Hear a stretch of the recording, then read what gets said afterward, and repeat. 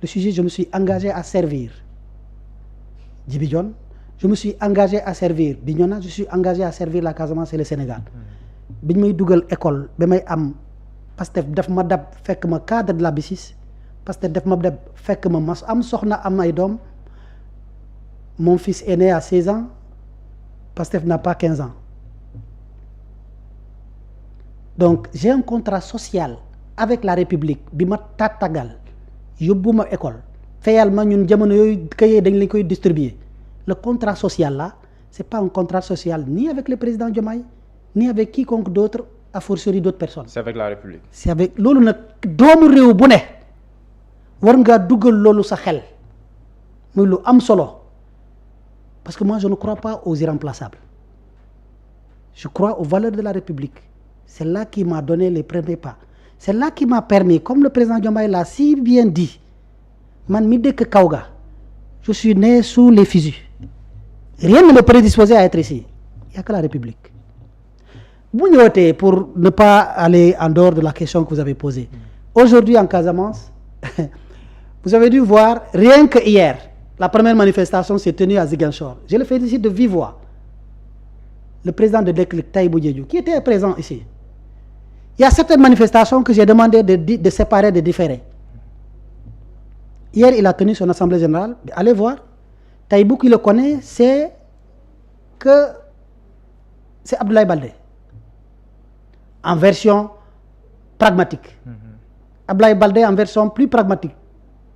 Abdoulaye Baldé en version plus militante. Pour ne citer que lui, vous allez voir une déferlante inédite. Parce que tamit, j'estime que la Casamance, en dehors de président Bassirou Diomaye Diakhar Faye, président, am na loo xam ne man gëm naa ne du ci joon jot ci waxtu wi.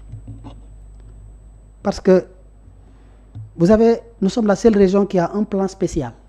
Le plan Diomaye.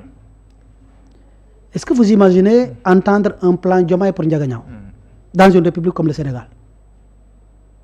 Vous pensez que c'est possible? Pensez-vous que je ne suis pas prétentieux, je n'ai pas de rêve, je ne l'ai pas de mais c'est un exemple.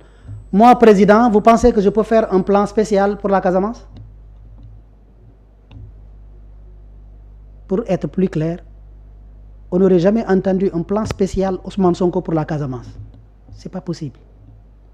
Pour l'homme que je connais. Et je le dis positivement. Aujourd'hui, nous avons un plan spécial. Quelqu'un qui se sent redevable pour les martyrs. Quelqu'un qui se sent redevable au point d'en prévoir un plan spécial qui va connaître très prochainement, parce que nous sommes en passe de trouver un accord avec la Banque mondiale, touche du bois, qui va connaître, on reste sur le sujet, on ne sort pas, un plan spécial qui va connaître ses véritables débuts d'exécution sur des sujets majeurs, comme le pont de Ziguinchor, et bientôt, comme la boucle du Fogny. Ne me demandez pas de questions sur ça, mais je n'ai pas le droit, moi, de dire à la Casamance, attendez l'hypothétique 2029. Boo xam ne lu ñu élection Diomaye yarul bi passé beneen dootuñu ko yar. Que les gens attendent. On sera en 2029. Les gens vont lire l'heure. Je vous le promets. Mais en attendant,